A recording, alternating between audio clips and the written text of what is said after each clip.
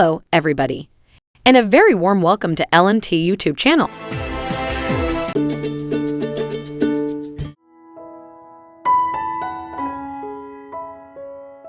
The best. Happy Father's Day to our favorite guy. With just these few words, Meghan Markle shared a world of love.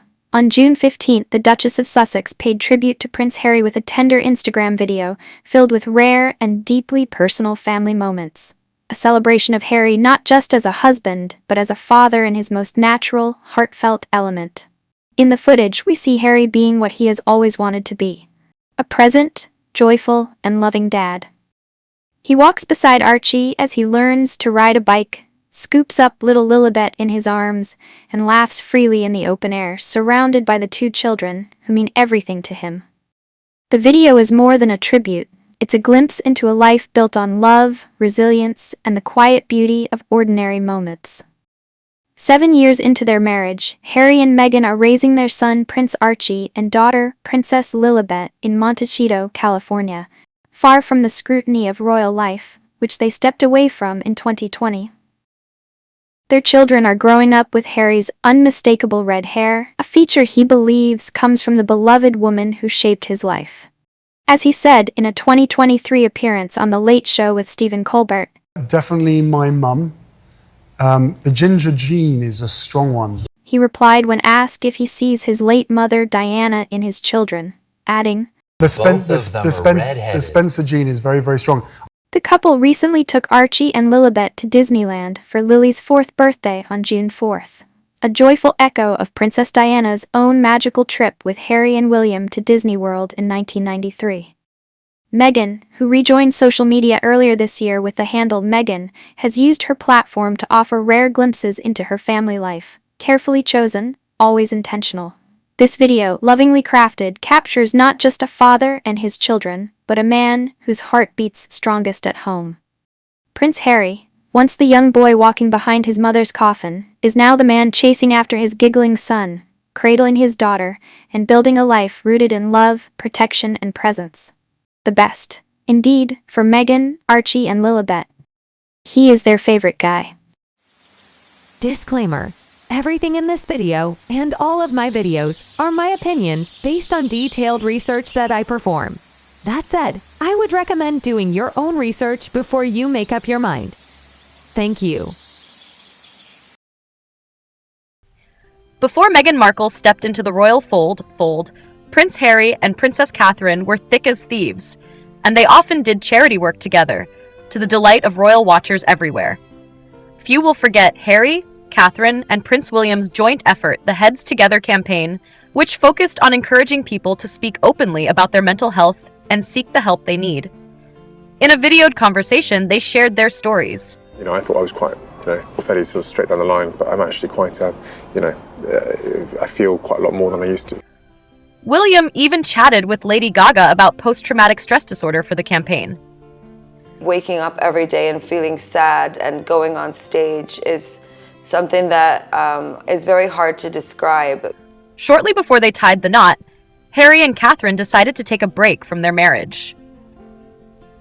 Harry and Meghan appeared with William and Catherine for the Foundation's first forum of 2018. It was their first and only joint appearance for the charity. Harry split from the Royal Foundation charity to form his own after he and Meghan got married. From our opinion, this close collaboration once symbolized a united royal front dedicated to shared causes. Yet, the subsequent changes in their personal lives brought about a realignment not only in charity work, but also in the dynamics of their relationships, revealing how shifting personal alliances often reshape public roles within the monarchy. In the months that followed after Harry and Meghan's wedding, there was public speculation, much of it in the tabloids, about the tension between Harry and the Cambridges. And while the British press isn't always on point, the rift between Harry, Catherine, and William turned out to be all too real. Still, the announcement of Harry and Meghan's exit from the British royal family in 2020 came as a shock to the British public, and the press was left scrambling to get quotes from people who claimed to know something. Catherine was said to be heartbroken, according to some of these insiders.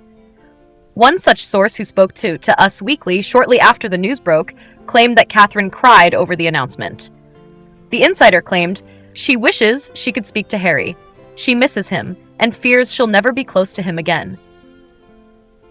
Some sources also allege that Harry's departure left Catherine overloaded with royal duties. One person said, "She's already stretched pretty thin, and now she's really worried about how she'll juggle the extra workload on top of her family life." This moment exposes how delicate royal relationships truly are, where private tensions rapidly spill into public drama. It also reveals the heavy burden of duty and expectation that rests on even the most prepared members of the family. These cracks within the monarchy illustrate the ongoing struggle to reconcile centuries-old traditions with the relentless pressures of modern life and media scrutiny.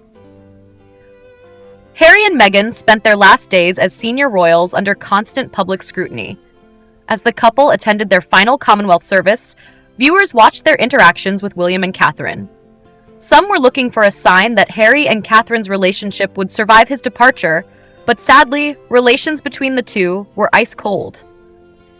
As William and Catherine entered the church, Harry and Meghan greeted them, but Catherine and William seemed to ignore the greeting. Harry would later confirm in the couple's Netflix documentary, Harry and Meghan, that he and Meghan were nervous about seeing the royal family publicly after their announcement. It's like living through a soap opera where everybody else views you as entertainment. At the event, Harry said, the chill between the two couples was palpable. This felt strange to him, because appearances have always been incredibly important to the royal family.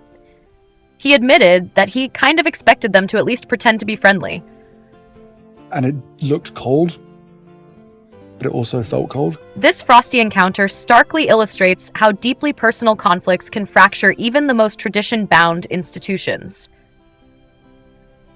For a family so accustomed to projecting unity and decorum, the visible tension at such a high-profile event was a profound sign of internal strain. It underscores the difficulty the monarchy faces in reconciling private grievances with its public image, revealing a fragile institution caught between the demands of legacy and the realities of modern family dynamics. Stop.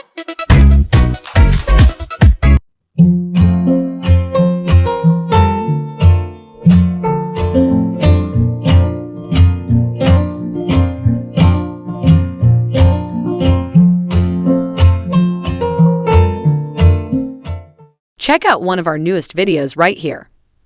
Plus, even more LMT videos about your favorite stuff are coming soon.